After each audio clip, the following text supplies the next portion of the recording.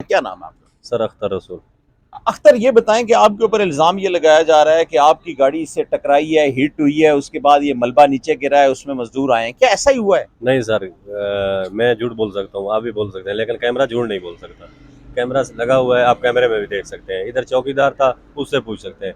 जो इधर काम कर रहे हैं, मजदूर काम कर रहे हैं, उनसे भी पूछेगा तो वो बोलेंगे ये गाड़ी 4 बजे आया। मुझे मुझे ये बताएं, आप कह रहे हैं कि कैमरा लगा हुआ है, आप ये नहीं ये कह रहे हैं कि जिस वक्त ये गिरा तो उस वक्त आपकी गाड़ी नहीं थी? नहीं सर, उस वक्त हम सोए हुए थे।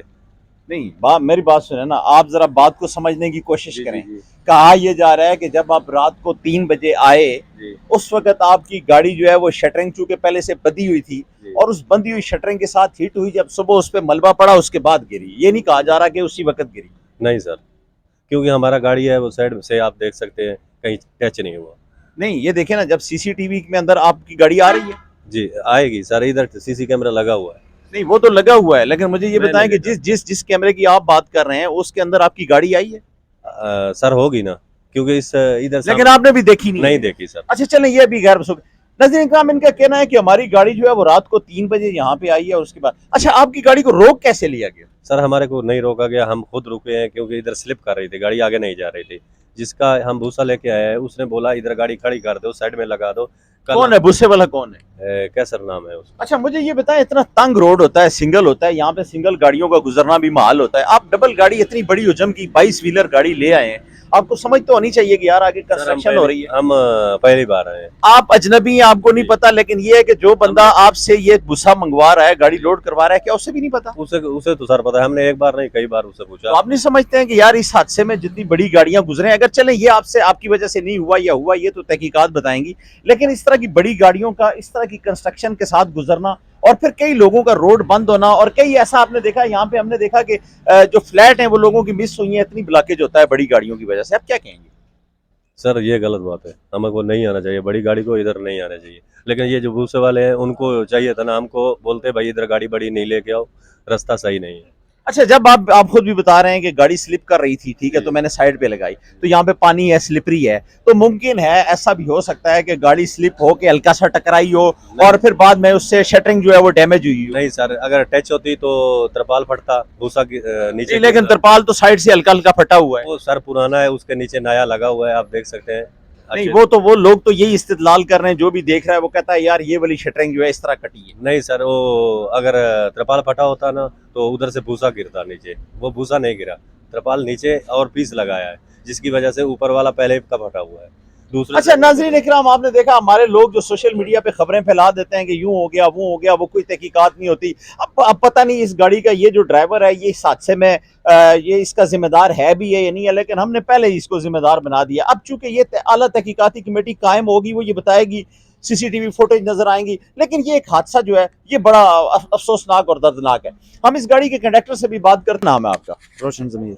अच्छा रोशन, ये बताएं कि आप भी गाड़ी के साथ कंडक्टरी करते हैं, कंडक्टर को गाड़ी का सारा पता होता है, वे आउट। आप मुझे ये बताएं, आपकी इतनी बड़ी गाड़ी है तो आप क्या नहीं समझते हैं कि शटरिंग भी इस तरह बाहर आई हुई है तो बड़ी गाड़ी टच हो सकती है, खदशा होता है? सर अब हम गुजर तो रहे थे, रास्ता हमारा नहीं टच हुआ ना, ज़रा से नहीं, 2-4 फुट का फासला था जिधर हमारा गाड़ी गुजर के आया है।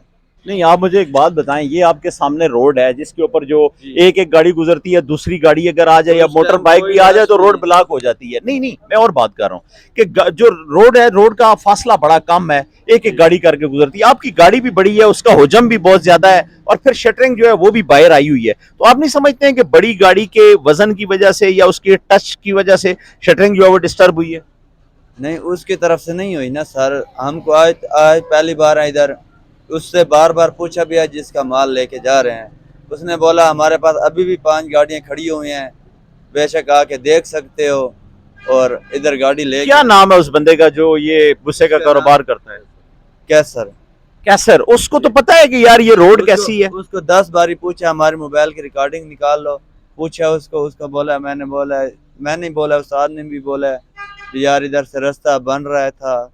उसने बोला कोई टेंशन नहीं है, 1 वे पर लेके आना। बिल्कुल हम 1 वे पर लेके आए हैं, और बार उधर ना कोई रश था, ना मोटरसाइकिल था, ना कोई एक गाड़ी मिली ट्रैफिक वालों की, उसने हमें नहीं रोका, बिल्कुल यानी नहीं। नाज़रीन इकराम, ये आप देख रहे हैं, बड़े पॉइंट की बात है कि ट्रैफिक एहलकार वहां पे मौजूद था रात को। ये कितने बजे का वाकया है? ये 3 साढ़े 3 बजे का वाकया है। किस जगह पे मौजूद था ट्रैफिक ये एहलकार? इधर सामने उस जो पुल नीचे गिरा है, जहाँ पे उससे काम हो पहले। रहा है। जी, उससे पहले। अच्छा, ये बड़ी पॉइंट की बात है कि जहां पे पुल गिरा है उससे तकरीबन 10, 12, 15 गज के फासले पे एक आईटीपी एहलकार मौजूद था, लेकिन उसने इस गाड़ी को रोका नहीं। अगर मुझे ये बताएं, अगर फुटेज आ जाती है, अल्लाह करे आपकी गाड़ी जो है वो इसकी जिम्मेदार ना हो, आप भी ना हो, लेकिन अगर कहीं पे भी गाड़ी लगती है तो इस हादसे के तो आप जिम्मेदार हो जाएंगे। सर, इस गाड़ी लगती है ना, सीपीआई कैमरे लगे हुए हैं सब, इनमें सब नजर आ रहे हैं, सब ने वीडियो निकाली है। जो अभी वो करते हैं तो हमको तो इधर तो कोई नहीं बैठने देता ना गाड़ी में, जो अब हम बैठे हैं।